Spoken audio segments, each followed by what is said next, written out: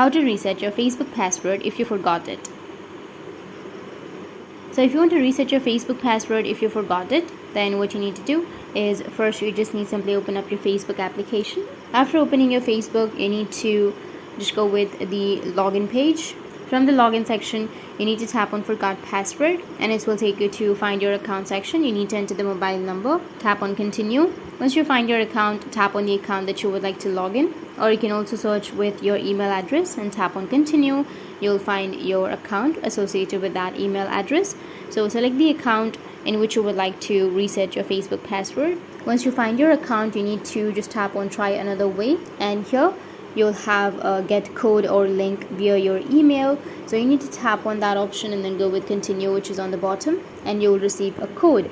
So you can go with your mail account. So open up your mail and here you receive the code. So you need to copy the code, which is right here. After copying, go back, paste the code right here, tap on continue, and go and check the notifications on your other device, or you can also tap on try another way and send the code to WhatsApp and then tap on continue, and you need to enter the code that you've received on your WhatsApp. So open up your WhatsApp, enter the code that you've received. After that, tap on continue and it will take you to create a new password section.